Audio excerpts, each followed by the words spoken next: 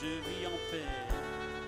Je vis en paix, je meurs sans crainte, gardé par la puissance du Christ, du premier cri, au dernier souffle. Jésus est maître de ma vie. Les plans des hommes, au du malin, ne peuvent m'arracher de sa main. Et qui reviennent ou me rappellent, par la force du Christ, je tiendrai.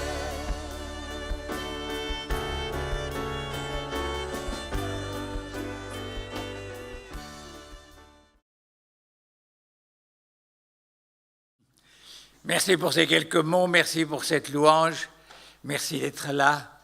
Nous voulons en effet ensemble adorer le Seigneur et écouter sa parole. Il y a 3 semaines, c'était un dimanche matin, il faisait un temps meilleur qu'aujourd'hui. Nous étions, ma femme et moi, au bord du lac, le même lac ici, le lac de Neuchâtel, à la plage de Saint-Blaise, pour participer au baptême de 6 jeunes, 4 garçons et 2 filles. Non plus l'inverse, 4 filles et 2 garçons. Une bonne 50aine de personnes, surtout des jeunes d'ailleurs, étaient là, au bord de la plage, qui chantaient des chants de louange quand nous sommes arrivés. Alors cette fois, il y a 3 semaines, je ne sais pas si vous vous rappelez, il faisait un temps superbe, il faisait beau. C'était pourtant 8h30 du matin, hein, mais le lac était calme, c'était bleu, c'était idyllique. Hein. Le soleil venait de se lever, tout était beau, tout était paisible. Après un bon moment de louange, les candidats au baptême, avec les 2 pasteurs, sont entrés dans le lac, l'un après l'autre, hein, les jeunes. Et chaque jeune a donné un bref témoignage de sa foi. Puis, à tour de rôle, les pasteurs ont demandé à chacun des candidats au baptême une question personnelle. « Crois-tu en Jésus-Christ » Et le jeune répondait « Oui, il est mon sauveur et mon Seigneur ». Puis le pasteur a posé cette question, qui est une question qu'on posait déjà dans les anciennes liturgies du IVe siècle. « Veux-tu renoncer au monde et à l'esprit du mal ?» Et là encore, chacun répondit « Je le veux ». Et alors, le pasteur a dit « En conséquence de ta déclaration de foi, hein, je te baptise au nom du Père, du Fils et du Saint-Esprit. » Et il a plongé dans l'eau. Et alors, sur la plage, tous les jeunes ont applaudi, hein, et ont chanté un cantique, donc ça s'est répété 6 fois. C'était beau, c'était authentique. Je ne cacherai pas que j'étais ému, surtout que parmi ces jeunes, il y avait mon petit-fils. Et je me suis dit, il y a encore une belle jeunesse dans notre pays.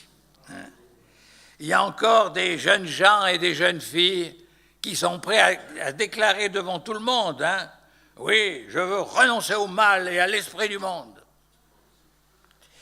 Et qui s'engagent encore pour le Seigneur pleinement. Aujourd'hui, en Europe. Et alors j'ai pensé, bien sûr, au premier baptême qui a eu lieu en Europe, il y a près de 2000 ans, dans la ville de Philippe, lors du premier voyage et de la première prédication de l'apôtre Paul en Europe. C'était vers l'an 50, suite à une vision, que vous connaissez le texte, suite à une vision que l'apôtre Paul avait eue une nuit où un Macédonien, c'est-à-dire un Européen, lui avait fait cette prière, « Passe en Macédoine, secours-nous ». Au chapitre 16 des Actes des Apôtres, verset 9. Alors j'ai relu ces chapitres 16, 17, 18 du premier voyage missionnaire de l'apôtre Paul en Europe. La première fois que l'Évangile a pénétré en Europe. Et j'ai été frappé par l'actualité de ces pages.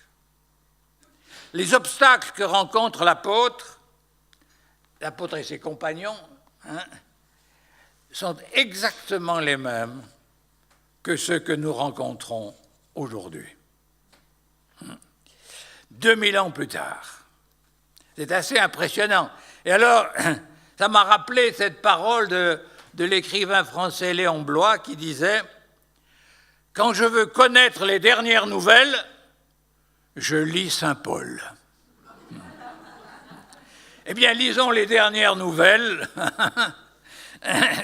de Saint Paul ce matin et voyons comment il a affronté les 3 plus grands obstacles dans son témoignage lors de son premier voyage en Europe. Lui qui est notre père, c'est-à-dire discerner les pères. Alors s'il y en a un, c'est bien l'apôtre Paul,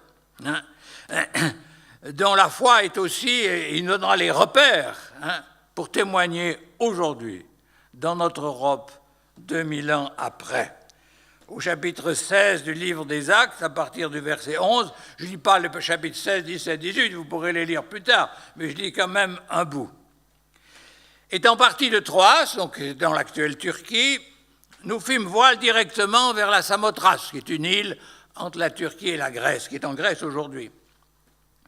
Et le lendemain, nous débarquâmes à Néapolis. De là, nous allâmes à Philippe, qui est la première ville d'un district de Macédoine et une colonie. Nous passâmes quelques jours dans cette ville. Le jour du sabbat, nous nous rendîmes hors de la porte, vers une rivière où nous pensions que se trouvait un lieu de prière. Nous nous assîmes et nous parlâmes aux femmes qui étaient réunies. L'une d'elles, nommée Lydie, marchande de pourpre, de la ville de Thyatire, était une femme craignant Dieu, et elle écoutait. Le Seigneur lui ouvrit le cœur pour qu'elle fût attentive à ce que disait Paul. Lorsqu'elle eut été baptisée, avec sa famille, elle nous fit cette demande. « Si vous me jugez fidèle au Seigneur, entrez dans ma maison et demeurez. » Et elle nous pressa par ses instances. Comme nous allions au lieu de prière, une servante qui avait un esprit de python et qui, en devinant, procurait un grand profit à ses maîtres, vint au-devant de nous et se mit à nous suivre, Paul et nous. Elle criait « Ces hommes sont les serviteurs du Dieu Très-Haut et ils vous annoncent la voie du salut. » Elle fit cela pendant plusieurs jours. Paul, fatigué, se retourna et dit à l'esprit « Je t'ordonne, au nom de Jésus-Christ, de sortir d'elle. » Et il sortit à l'heure même.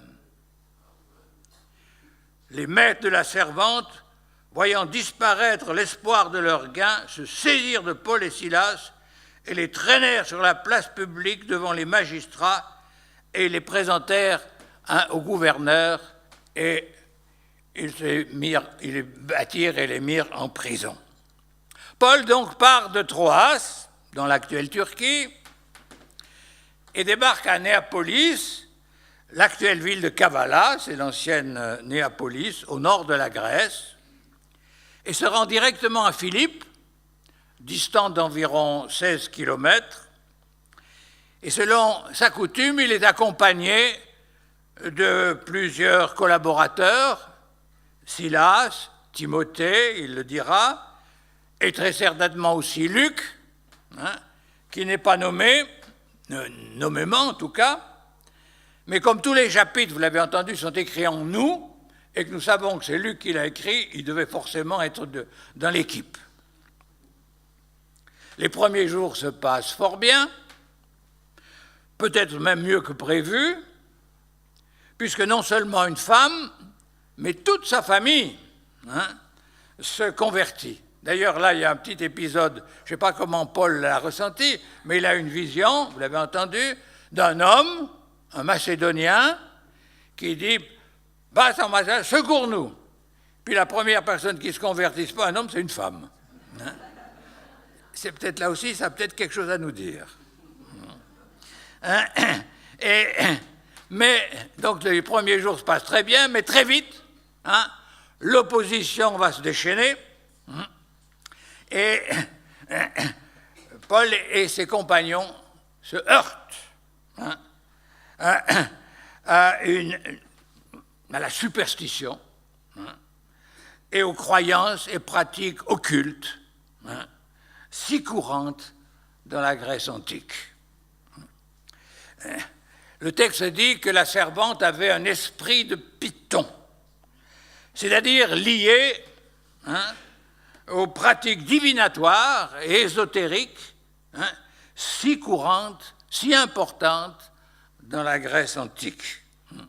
Non seulement d'ailleurs en Grèce, mais donc c'est lié à Delphes, hein, qui était le centre de la piété païenne grecque, hein, et qui était connu dans le monde entier d'alors. Hein. Et on pensait que les personnes qui avaient un esprit de Python étaient en contact direct avec le ciel, où habitaient les dieux, et que quand on les consultait, la réponse venait du Dieu lui-même. À première vue, je ne sais pas comment vous avez réagi, mais à première vue, on pourrait penser que la présence de cette servante, c'est une bénédiction pour l'apôtre Paul.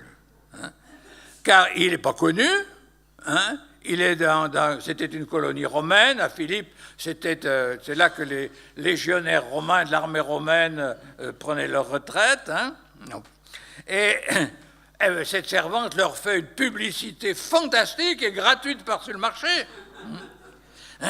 Et pendant plusieurs jours, elle dit à tous les coins de rue, elle crie, voilà, ils vous annoncent le salut, hein, et écoutez-les. Ils sont les serviteurs du Très-Haut. Mais Paul discerne très clairement, hein, le piège terrible, hein, qui se cache derrière la publicité qui lui est faite, c'est-à-dire la confusion, hein, entre la révélation qu'il vient apporter et la divination, entre la foi biblique qu'il proclame, hein, et la superstition, et entre le Seigneur Tout-Puissant et un Dieu païen. Oui, Paul perçoit tout de suite, hein, ça a pris plusieurs jours quand même, hein, même pour Paul. Il perçoit ce piège terrible, hein, de faire de l'Évangile une spiritualité parmi d'autres. De ce mélange entre la spiritualité biblique et les spiritualités à la mode, orientale, comme on dirait aujourd'hui. Hein. Faire de l'œuvre du Christ à la croix, hein, quelque chose qui est mélangé, hein, avec quantité d'autres pratiques et idéologies. Il discerne enfin que derrière les paroles de cette femme, il y a l'ennemi qui essaye de tout mélanger et de tout faire déraper en faisant simplement, hein, de l'Évangile, oui, quelque chose, une pratique parmi d'autres. Alors aussi, fatigué, il nous est dit, hein, excédé, merci,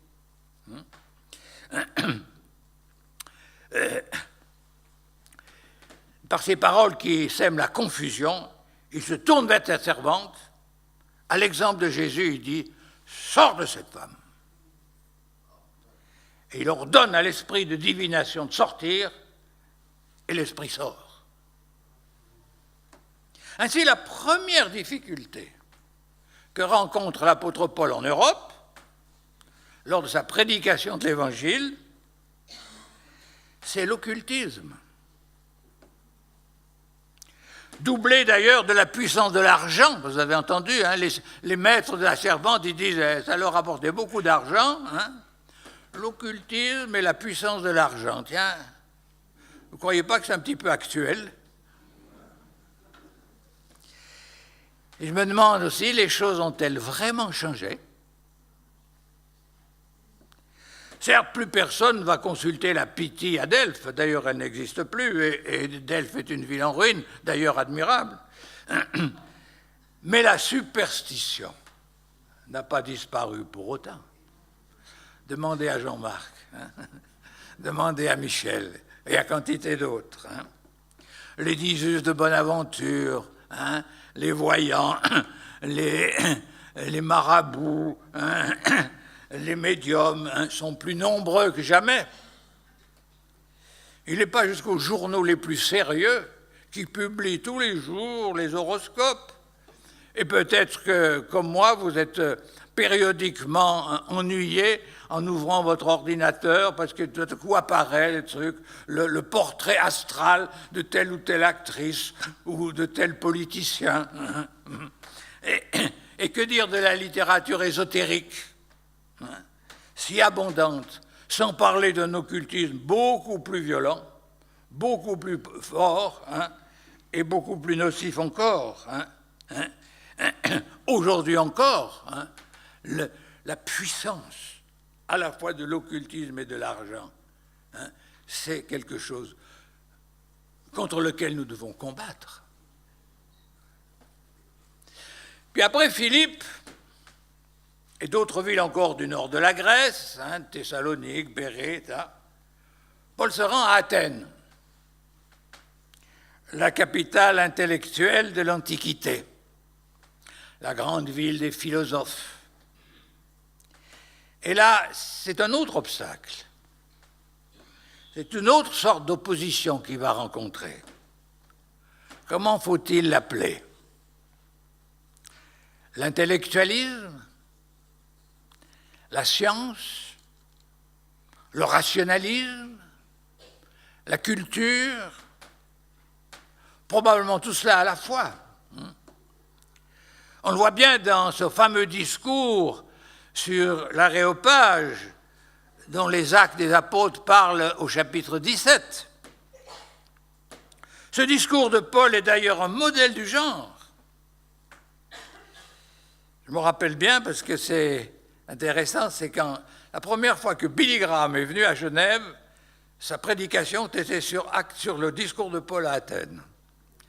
Et je me rappelle, j'étais étudiant en théologie à ce moment-là, le lendemain à la faculté, les étudiants, ils étaient étonnés, ils ont dit ce discours de Billy Graham, nous on pensait que ce serait quelque chose, une sorte de cow-boy, hein, mais c'était quelconque. Et le professeur, notre professeur, qui n'était pourtant pas un évangélique particulièrement, il a dit c'était un discours tout à fait remarquable. Vous avez remarqué ce que Billy Graham a pris, ce que Billy Graham a laissé de côté dans son discours, hein, il a rejoint les gens. Eh bien, l'apôtre Paul aussi, hein, dans son discours, justement, il rejoint les gens. Il parle de ce qu'il a vu en se promenant dans les rues d'Athènes, contrairement à ce qu'il fait d'habitude quand il parle à des Juifs dans une synagogue. Sur son discours de l'Aréopage, il ne cite aucun verset de la Bible. Il ne parle pas d'Abraham ou de Moïse ou de David. Par contre, il cite deux poètes grecs que ses auditeurs cultivés certainement connaissaient. Surtout qu'il nous a dit qu'il y avait là des philosophes stoïciens et épicuriens, c'est précisé. Et ce discours est donc un essai assez remarquable d'actualisation, de contextualisation, comme on dit, d'adaptation au public du message qu'il veut faire passer. Et pourtant, cela se termine par des sarcasmes et de la moquerie et de l'indifférence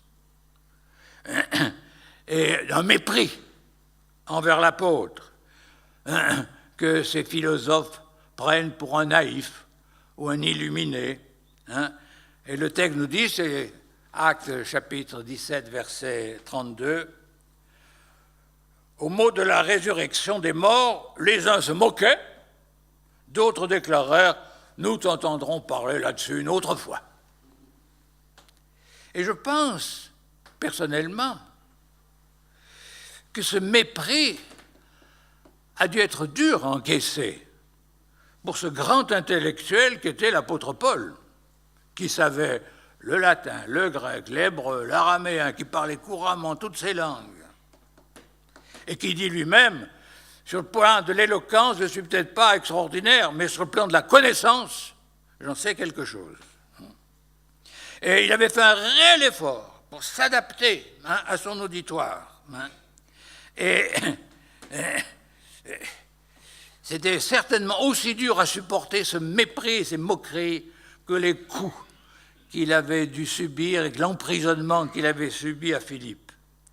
La preuve, c'est qu'à Philippe, en pleine nuit, alors qu'il est en prison, il a les cèpes aux pieds, il chante des cantiques, parce qu'il sait que l'Évangile a agi, alors qu'à Athènes, ça lui a fait tellement de mal que quand il va à Corinthe, il dit « J'étais dans un état de grande crainte, de grand tremblement, de faiblesse. » Parce que probablement il avait été terriblement déçu. Et là encore, je me dis, est-ce si différent aujourd'hui en Europe? Plus encore que l'opposition frontale et la persécution ouverte à l'Évangile, qui existe hélas dans bien des pays et pas si loin de nous, chez nous, c'est l'indifférence qui règne le plus souvent. L'indifférence ou le mépris. Et c'est plus difficile de parler à un public d'indifférents qu'à un public d'opposants, parce que tout dialogue est impossible. C'est comme verser de l'eau sur les plumes d'un canard. Ça n'entre jamais. Ou essayer de faire boire un âne qui n'a pas soif. Je ne sais pas si vous avez déjà essayé, mais ce n'est pas facile. C'est une des raisons, je pense, d'un certain découragement qu'il y a chez nous pour le témoignage. Parce que vraiment, on se heurte à « ça va, c'est une vieille histoire, etc. » Cette indifférence, mais que l'apôtre Paul a déjà vécue à Athènes. Et enfin, après son séjour à Athènes, Paul se rend enfin à Corinthe, c'est le chapitre 18. Une grande ville également importante, plusieurs centaines de milliers d'habitants, dont 2/3 d'esclaves. Et il va être confronté là à un autre problème, une autre opposition, redoutable elle aussi, c'est l'immoralité. Corinthe était connue dans le monde entier d'époque pour cela.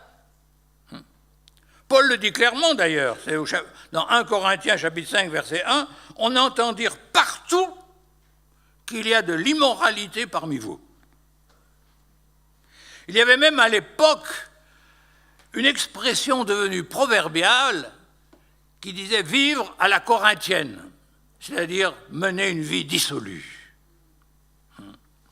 Et d'ailleurs, au sommet de l'Acro-Corinthe, la vieille ville de Corinthe, sur une colline, il y avait un temple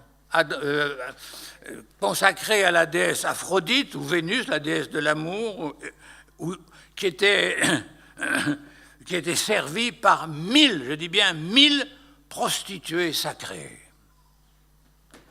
C'était donc pas facile à l'apôtre Paul d'annoncer l'Évangile dans cette ambiance d'immoralité permanente.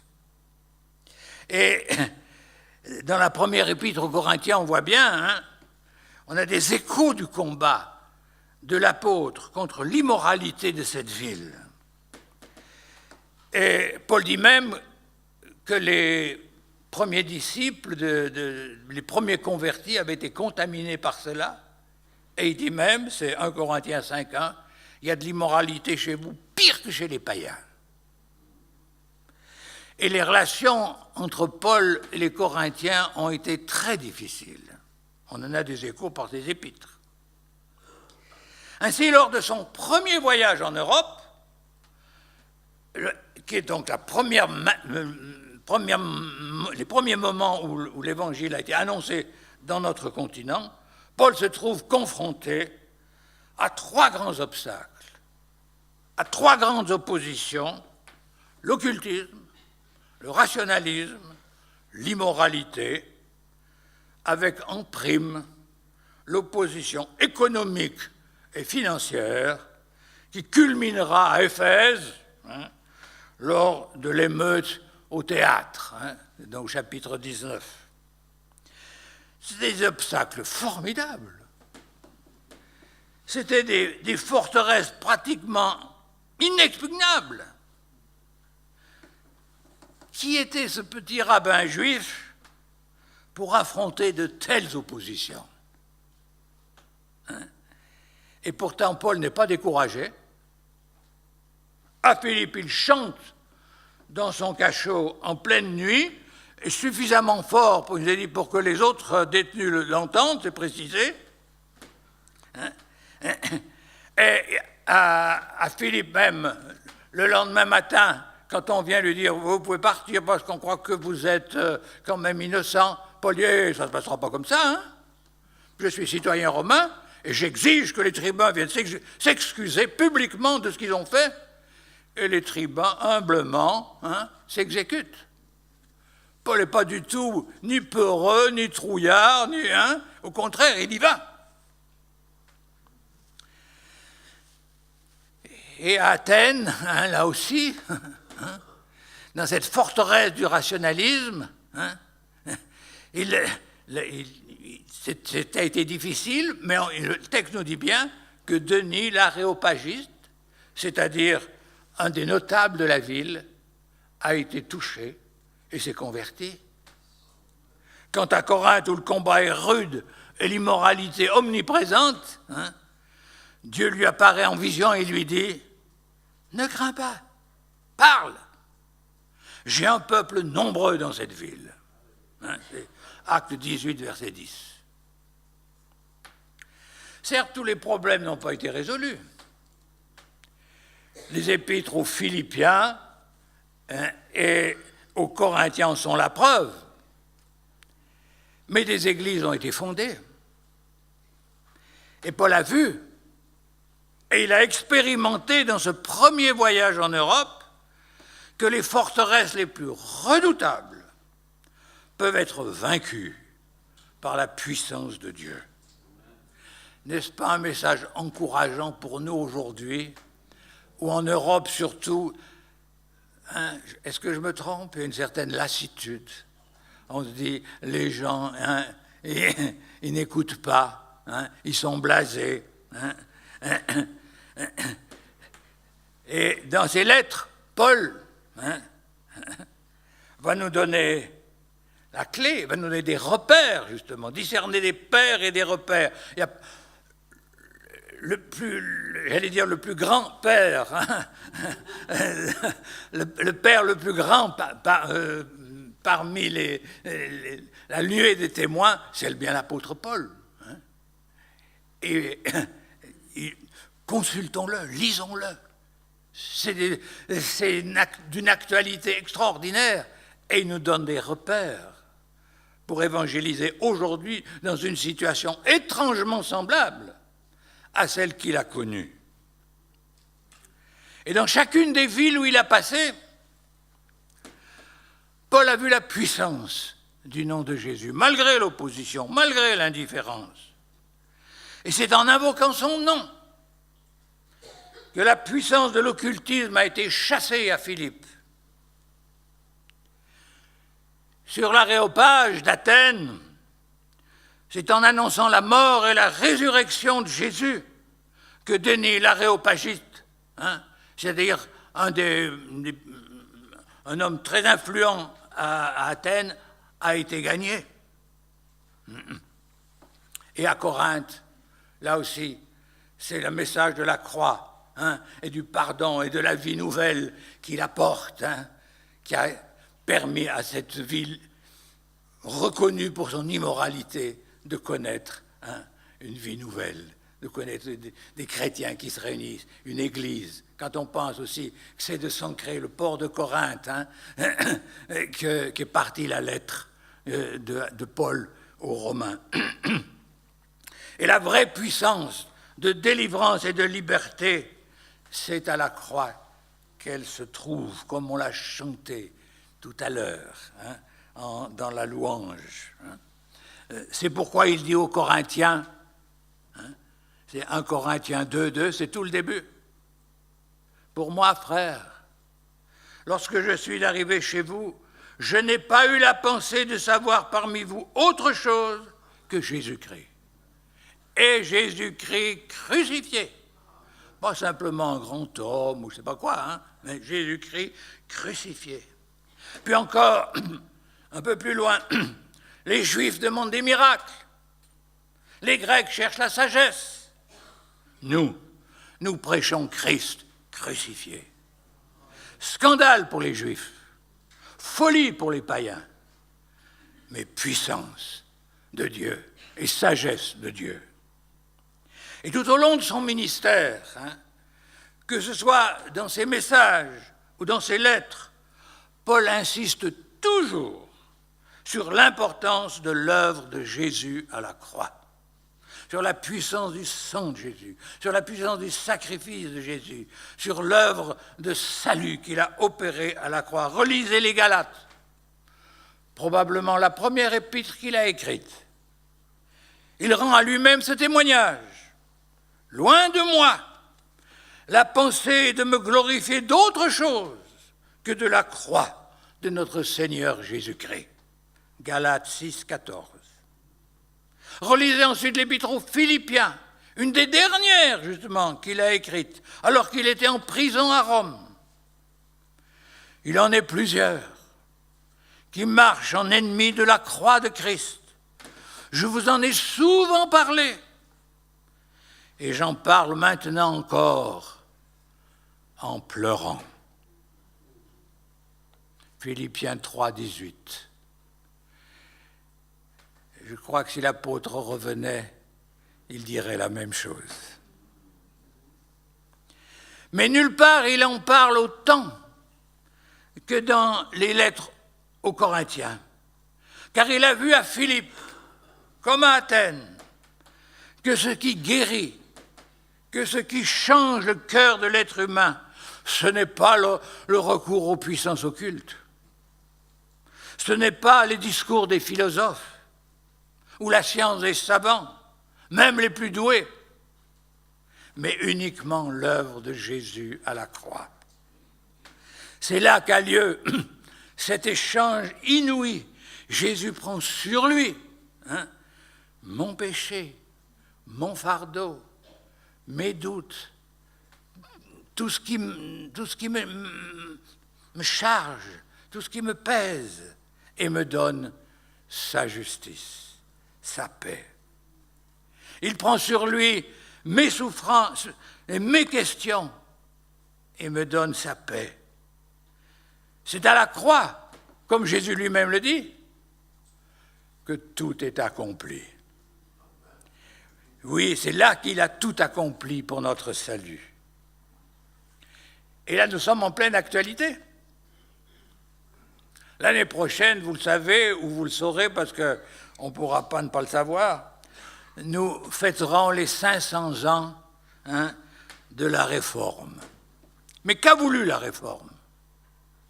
Qu'a compris Martin Luther dans son couvent, dans sa cellule de moine, où il était entré pour faire son salut, comme on disait à l'époque, comme on disait encore d'ailleurs aujourd'hui. Bien justement, il a compris qu'il n'avait pas besoin de faire son salut, d'ailleurs qu'il n'y arriverait pas. Il a compris que Jésus à la croix avait tout payé, avait tout accompli pour lui, hein, et que lui, à la croix, Dieu en Christ lui faisait grâce. Et alors lui qui était tourmenté, il s'est mis à chanter, hein, et l'Europe a chanté avec lui. Et puis nous serons doublement dans l'actualité. On en parlera moins malheureusement, mais l'année prochaine aussi. C'est l'anniversaire des 200 ans, exactement, du réveil de Genève, en 1817, qui a gagné toute la Suisse romande, et Yverdon en particulier, et la France protestante. Et là encore, qu'est-ce que le réveil a voulu? Retrouver l'œuvre de la croix, retrouver l'œuvre de l'expiation, à une époque où la théologie était devenue de la morale, où on enseignait aux gens simplement, on ne disait plus faire son salut, mais c'était pareil, il fallait faire des bonnes œuvres. Et l'influence de Voltaire et de Rousseau avait gagné. On dit que c'est le siècle des Lumières, mais il y a eu beaucoup de ténèbres. Et nous sommes là dans l'actualité, parce qu'il n'y a rien de plus important aujourd'hui que de retrouver la centralité de l'œuvre de Jésus à la croix. C'est encore ce message dont l'Europe du XXIe siècle a besoin, comme elle en avait besoin au 1er siècle. Parce que l'homme est toujours le même. On pourrait dire, mais alors, 20 siècles de prédication chrétienne n'ont pas changé. Mais le cœur de l'homme, il n'a pas changé. Celui de la femme non plus, d'ailleurs. On a besoin les uns et les autres de rencontrer le Seigneur. Je crois donc que la grande leçon que Paul a tirée de son premier voyage en Europe est une fois de plus l'importance de prêcher Jésus crucifié et ressuscité. Parce que la résurrection, la croix est inséparable de la résurrection.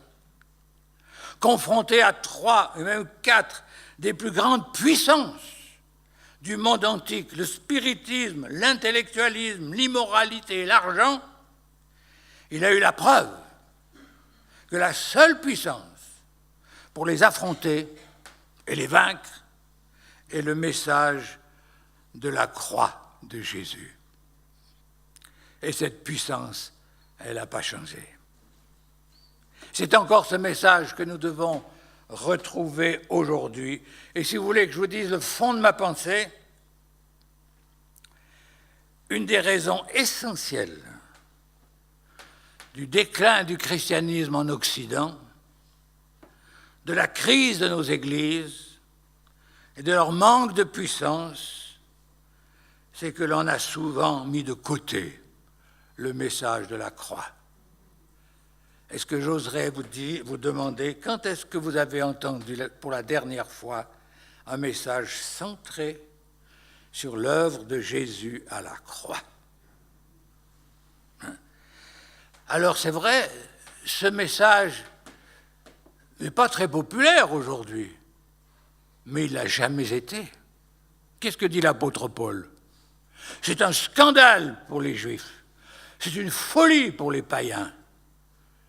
Mais c'est ça que j'annonce. Et c'est la puissance de Dieu.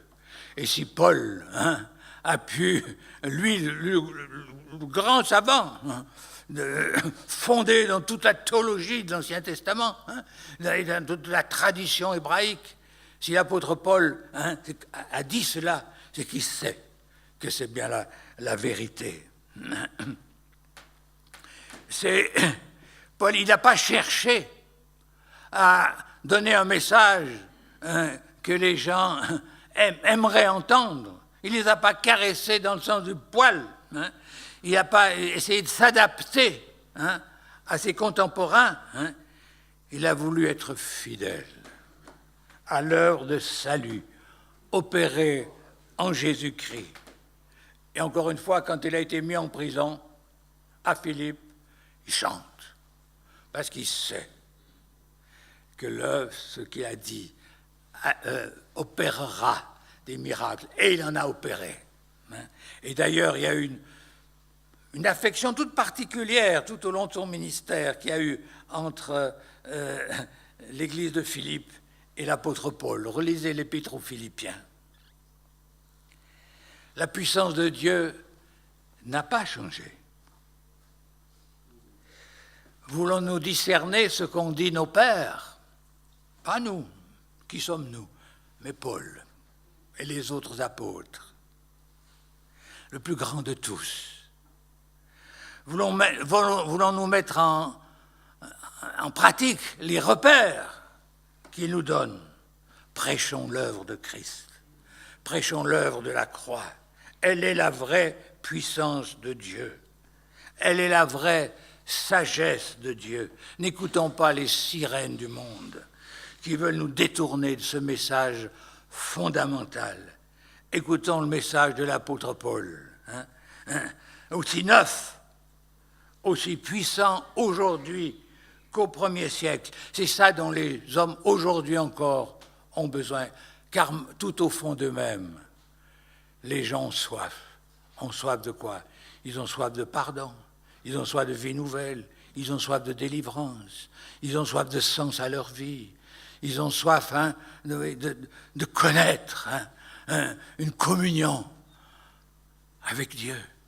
Et ça, seule la croix. C'est pour ça que Jésus est venu à la croix, pour nous ouvrir les cieux, alors que Dieu nous donne de retrouver et de proclamer à tout moment dans notre témoignage, de proclamer l'œuvre de la croix et de la résurrection de Jésus-Christ. C'est toujours aujourd'hui la puissance de Dieu. Je vous propose qu'on chante peut-être un des chants, le dernier chant qu'on a chanté sur la croix.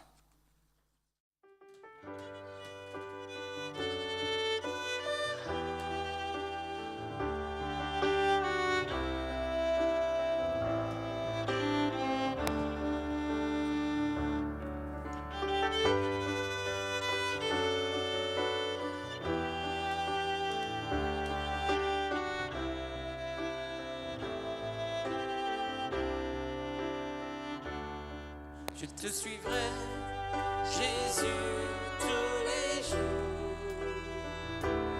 de ma vie, ici-bas. Je ne veux